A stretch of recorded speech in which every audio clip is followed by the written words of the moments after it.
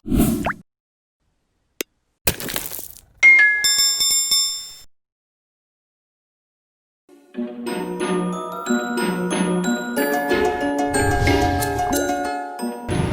علیکم خان صاحب. وعلیکم السلام.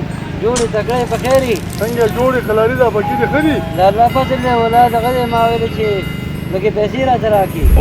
ولا د خدای مسلمانه بلې مې د 10,000 روپۍ درته دغه دې څه کړې؟ ولا 10,000 روپۍ خو دې راکړې دي، هغه په 10,000 لارو باندې لاړې دي. نو ما سره خو نور څه ماشین نه دی ولا وروره، ولا چې بس چپاوه تاله درکوم. خان صاحب کور کې مرستیا ده پوه چې هغې دپاره پیسې په کار دي که بس نه. الله ته سوال کوم چې الله جوړ شي. الله ته خو سوال کوو خو داسې دی چې اوس ما ویل چې ته راته پیسې راکړې بغیر پیسو خو نه کېږي. نو الله تعالی خو صحیح ده خو پیسې مېسې نورې نشته، خو بلې میاشتې صبر کوم. نو هلته مرستیا ده نو څنګه کوي؟ السلام علیکم. السلام علیکم. وعلیکم بخیر خان صاحب طبیعت دې ښه ده؟ بډې ګاټان دې ډېر خراب بډې ګاټان لګولې دي. ښه صحیح ده. څنګه یې ښه په خیر یې؟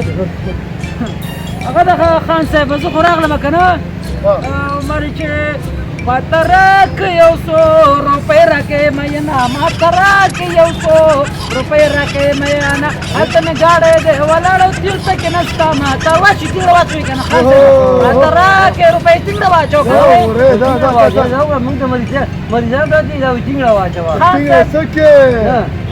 ما خو وویلې که دا د کوم وزیر زوی دی، دا د کوم والي زوی دی؟ دا لکه چې سوالګر دی. یا د کوم والي اوښی دی؟ باچا خدای دې ووه. خان صاحب چوکۍ داسې خوند کوو دا دې خوند یې کوو، دا خو د خانانو چوکۍ ده. د چارواکو چوکۍ به څومره خوند کوي، دا ټول عمر سې پې ناست یو باندې. خو خان صاحب ډېر غریب یم، موټر کې مې خدای که ټکی کېږي.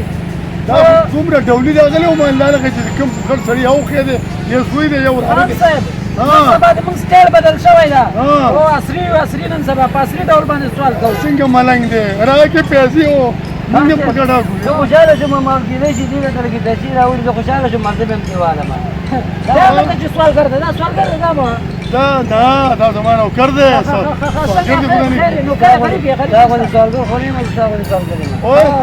نو خان صاحب څه شی دی خان ته څه ویل؟ تېل نه لرم موټر کې، تېل که لږ روپۍ مې راکړې ډېر دوه به درته وکړم. خان صاحب ډېر ګناهګار وه ته خو یاره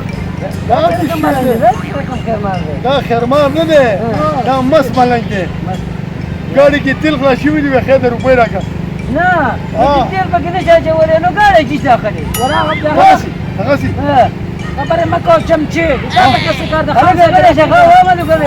سالګره خبره واورئ که ستاسو دا نه دي که نه چې مونږ به خپلو کې جنګ وکړو هم بل نه به لږې لږې روپۍ راکړي والله که یو غیران هم درکړم.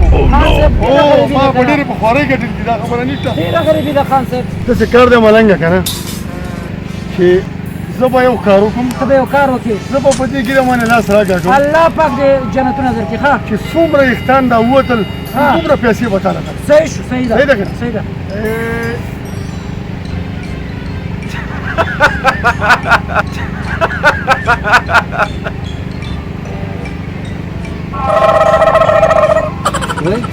ډېر خفه نه شي، قسمت دې ډېر خراب دی. یو دانه ایستم راونه وتلو.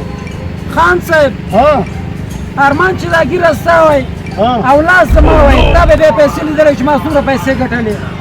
څنګه؟ بس ما ته باید ګیره وباسې. خرڅه چې خرڅي